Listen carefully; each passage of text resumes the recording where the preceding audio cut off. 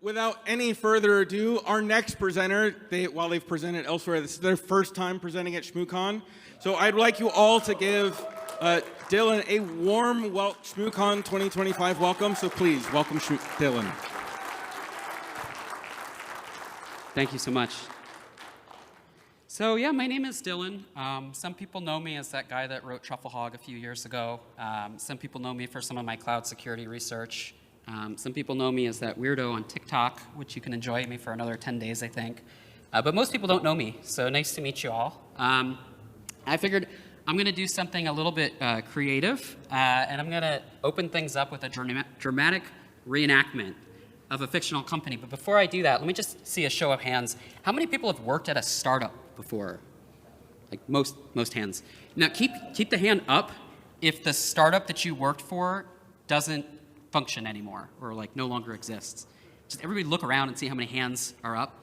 This talk is relevant to all of those hands, and we'll get more into that. But without further ado, the dramatic reenactment.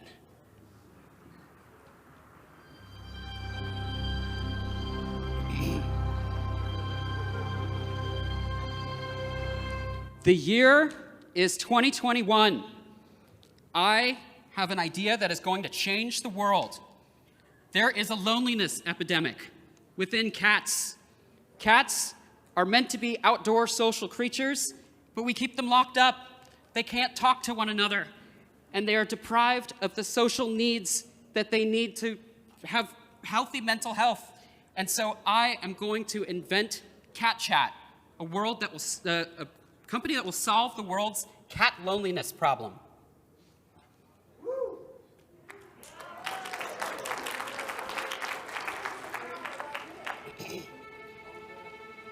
All right.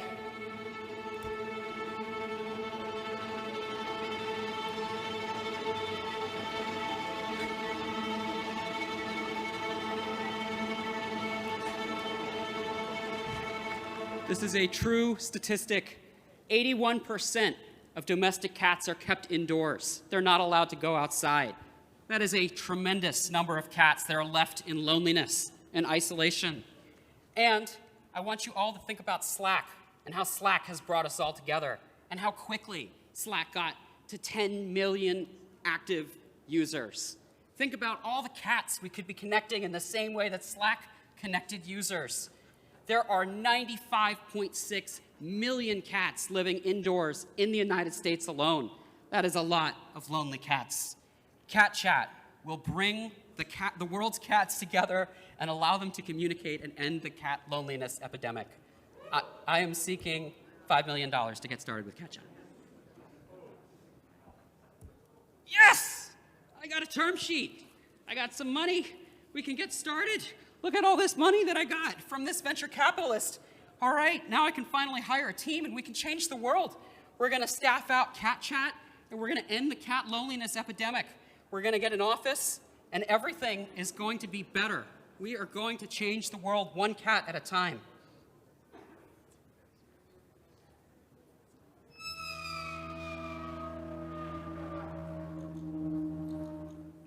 All right, so unfortunately, we're running a little bit low on capital here, but not to worry. Our user growth between 2022 and 2023 was pretty good. We quadrupled the number of cats on the platform.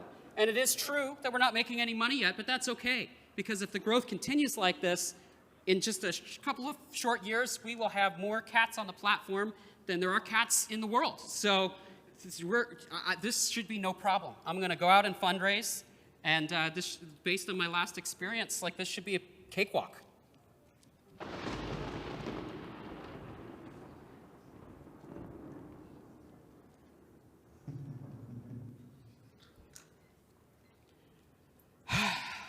All right, thank you all for coming today. I have some unfortunate news.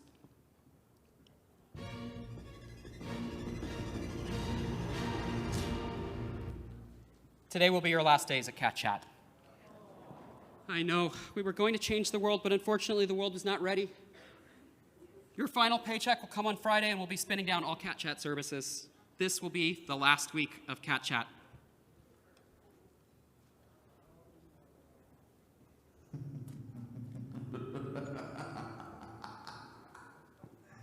Hang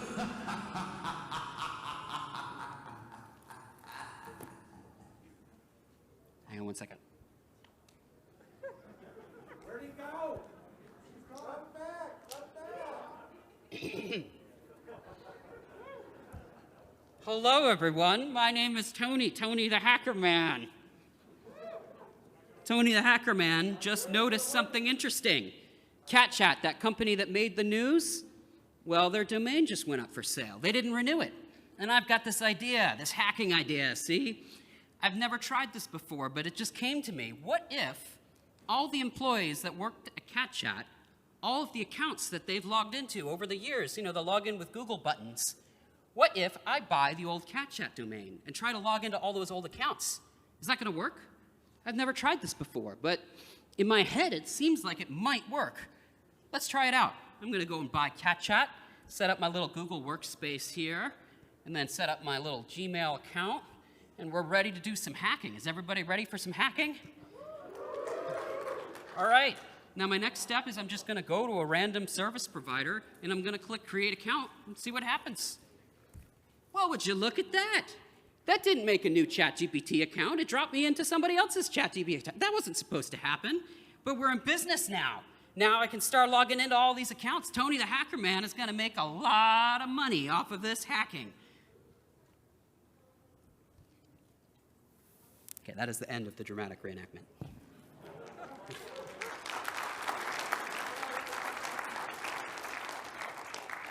Okay, so to understand why Tony the Hacker Man was able to log into these accounts, we need to understand OAuth. And OAuth is not as complicated as you might think if you're new to OAuth. I'm going to just walk through it and break it down in 3 steps. And if you understand these 3 steps, you're going to understand the basic principles of OAuth. And so we're going to start with an example like Slack. And Slack basically wants to implement that like login with Google button. So the way that works is Slack goes to Google, and they say, who is this user? And then Google goes to the user and they say, hey, Slack wants to know who you are. Is it okay if I tell them who you are? And the user says, yeah, that's no problem. Go ahead and tell them. And so then Google says, okay, that's Bob. And Slack says, oh, I know who Bob is. I'm going to let them log in. And that's it. If you understand those 3 steps, you understand OAuth. And every time you've gotten one of these prompts that said, would you like to give access to your email, that's what's happening behind the scenes. You started with Slack. You got taken to the, is it okay if I tell Slack who you are page? You click the yes button, and then Slack knows who you are and then allows to log in. What does that look like from Slack's perspective? Like, what are the actual claims that they're getting from Google to know who you are? Like, does it say you're Bob, or what does that look like? Well, these are the default claims. So if you implement a login with Google button, you get these default claims from Google. Slack can ask for more. Slack can change the defaults and say, hey, Bob would like, I would like to know all this stuff about the user. And then that would be in the prompt to ask, hey, Bob, is it okay if I give him all this stuff? But by default, this is the list. And usually, there's 2 of these claims that websites use to determine whether or not someone should log in. The first claim is the HD claim. And the HD claim is literally just a string, and it has the domain. So this is useful if Slack wants to say, anyone from example.com is allowed to join this particular workspace. So it doesn't matter who they are, but if their email ends in example.com, if they have a workspace that's example.com, I'm going to let them log into that workspace. The second claim is the email, and that's for the specific user. So Slack will say, okay, they're allowed to log in, but do I have an existing user that exactly matches that email? Yes, I do. So now I'm going to give them access to all the direct messages and things like that. Well, you might be thinking back to Tony the Hacker Man, and you might be saying to yourself, if these are the only 2 claims we're using, there's nothing stopping Tony from just logging into all those old accounts. And you'd be right. But is there anything in this claim set that we might be able to use? Is there any unique identifier that's specific to the account that if we make a new account, that identifier will change, and we'll be able to recognize that and not let the user log in? Well, you might be looking at the subclaim and thinking, that looks like a, yes, those 2. The subclaim, that looks like an identifier. Like, is that unique to the user? If the user makes a new account, can we use that to determine whether or not the user can log in? And it certainly seems like it. Like, Google's documentation says, yes, this is a unique identifier, and it's specific to the account, and no users are going to have the same identifier. Great. This prevents Tony the Hacker Man from doing his hacking. And so now, in theory, all I would have to do is go to companies like Slack, like ChatGPT, all these companies that have the login button, and tell them, hey, you know how you're just looking at the email to allow the user to log in? We'll also check the subclaim, and it will protect against this attack. Except there's a problem. There's a problem with using this subclaim. And that problem is that Google is a dirty liar. It does change. And Stack Overflow is filled with people saying this thing changes. Like, people are logging in, I'm writing down the identifier, and the next week it's a different identifier. Like, we can't use this thing. And sure enough, I go to and tell the service providers, switch over to the subclaim, and one of them is a friend of mine. They look at it, and they actually got the numbers. They said in a given week, 0.04% of their logins had the subclaim change. Even though the domain didn't change ownership, it's the exact same account, it changed on them. And for them, that was hundreds of users per week, and so they couldn't implement this protection. And what that means is we have no solution to this problem. I can't go around to companies and tell them to switch over to the subclaim because that's going to prevent users from logging in. So this means all those startups, the people that had their hands up, all the things that they logged in with Google for all the time that they were there, there's nothing they can do to protect themselves, and the service providers can do nothing to prevent this from happening. So in my head, I'm thinking, okay, what we need is something from Google. This is not a problem with the service providers. Google needs to give us 2 identifiers. One unique identifier for the workspace, so that we can see example.com, okay, it changed ownership, the workspace ID changed, and one for the user. So we can see, okay, well, it is, the email is Bob, but it's a different Bob. It's a Bob under a different workspace, so don't let them log in under the old Bob. That's what we need. So I'm like collecting all this information to present to Google, and I need to like put it all together. One of the questions is like, how often are these startups failing, and how often are their domains going up for sale? And I wanted to know the answer to that before like putting all this stuff together. And the way I got the answer to that is almost every startup is listed on a website called Crunchbase. Y'all are probably familiar, Crunchbase. And as it turns out, Crunchbase has a free data set. They have a CSV file that anybody's allowed to download. It's like a couple gigabytes big. And it literally has millions of startups in it, and the domains for those startups. So I said, great. Now all I need to do is take all those domains and see which ones are available for purchase. And if a domain is available for purchase that was a startup, and then that startup went out of business, and now I can register the domain and do this attack for that given company. Well, I don't know how many of you all would expect this number to be, like how large of a number you would expect this to be, but I'll tell you, I was not expecting the number to be 116,000 companies. These are 116,000 companies that went out of business. All of those companies had employees, and all of those employees logged into multiple accounts. It's a huge, huge number. It's so big, I had trouble visualizing it. How big is 116,000? And I wanted something visual to show you all, just to represent 116,000. And so what I wanted to do is I wanted to print out all the domains and hold up a thick stack of papers to show you what that looks like. And it turns out the cheapest way to print hundreds of pages is actually to publish a book on Amazon. And so I took 116,000 domains, and I went to Amazon, and I got the biggest book they would give me and the smallest print that they would give me, and I tried to print the book out. But it turns out they can't make a book that's that large. Like, it was literally too big. And so I did the next best thing, and I published as many possible failed startups as I could in the biggest book that they would give me. And the answer was they would give me 10,000 in one book. That's what this book is. You all thought you were going to a security talk. It's actually a book signing. But it's just pages and pages and pages of failed startups. And this is 10,000. This is 10,000, and the number is 116,000. So you have to take this and multiply it times 11, or 11 and a half. It's a lot of startups that are vulnerable to this attack, and all of them have employees, and those employees have accounts. It's a really big number of accounts. You can just instantly register the domain and start logging in as these accounts. And by the way, the book is listed on Amazon. Weirdly enough, one person did buy the book, and so I've made $10 off of this security research.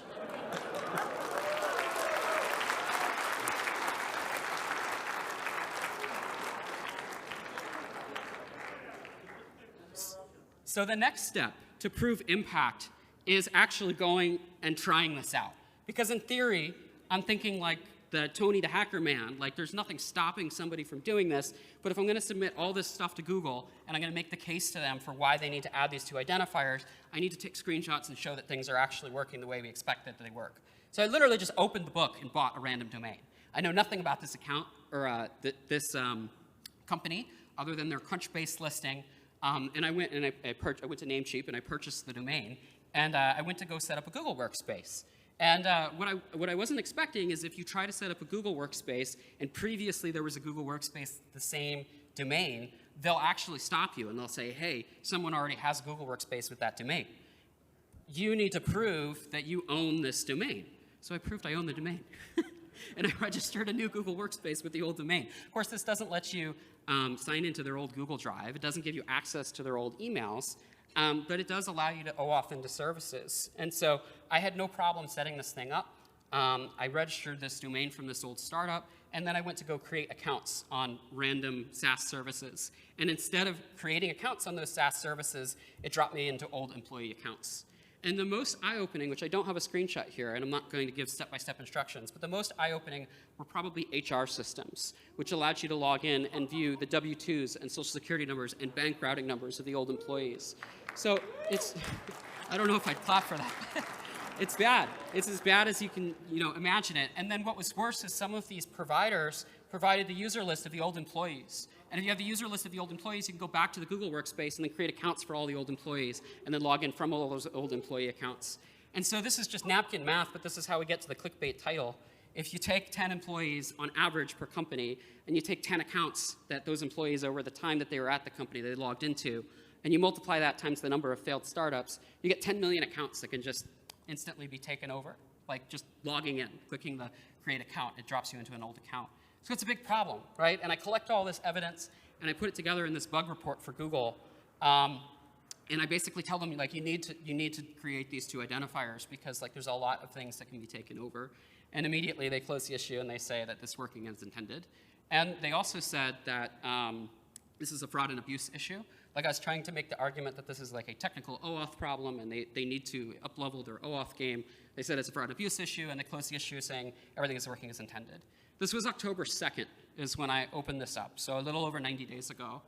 Fast forward to December 9th, I get an email from Heidi saying, your talk is accepted at Shmoo. And I assume, like a little bit after that, the talk was put up on the schedule and made public. And without poking Google, on December 19th, they reopened the issue and said that they would pay out 1337 for the bug bounty. But when I pressed them on, hey, what is this fix going to look like? Are you going to implement these two identifiers? Like, I want to go to the service providers and tell them that there's a fix coming. They wouldn't give me any answers. They would say, we don't know. Like, product says that they're going to fix it, maybe, but I can't give you any details on what the fix is going to look like. So we are past the standard 90-day public disclosure window, and as of right now, this issue is not fixed. We can open this book up and buy any domain from any failed startup, all the people that had the hands raised at the beginning, and you can just log into accounts. So we're past the 90-day disclosure window, and there's currently no fix. My hope is that they'll implement those two identifiers. I've been told from Google that they're going to do something to fix it, but I don't exactly know what. Also, a small little thing that people might be thinking about is, and the reason I'm getting into this, I originally cut it out, but I just got the flag that said 10 minutes, so I have a little bit extra time. What about password reset flows? Not the Google OAuth login, but what about accounts that don't implement Google OAuth? What if I click password reset and they send an email to say, here's how you reset your password? That's vulnerable too. You can also, anybody who uses a username and password to log in, if you click password reset and the password reset just sends an email to reset the password, because you have access to that email inbox, you can also take over those accounts. But for this, service providers can actually do something to protect themselves. And what you can do is you can require that they do some extra step to reset their password. You have to confirm an SMS code, or you have to enter the last 4 of your credit card number. You could speed bump it with some two-factor authentication in the password reset. So service providers can do something to protect themselves for the password reset. But for the logins, nobody implements a speed bump when somebody's trying to Google single sign-on. And you can't, right? A product person will kill you for adding friction to the login. And so there's no direct solution I could think of to the Google single sign-on. But for password resets, there is a fix. And the fix is to put a two-factor authentication when a user goes to reset their password. And that's it. It's a 20-minute talk. I had a little bit more content. I'm hoping to give a part 2 at some point, so feel free to follow me on the socials. For the next 10 days, you can follow me on TikTok, I guess. And I'm hoping to give the part 2 maybe at B-Sides or somewhere else. But thank you all so much for coming.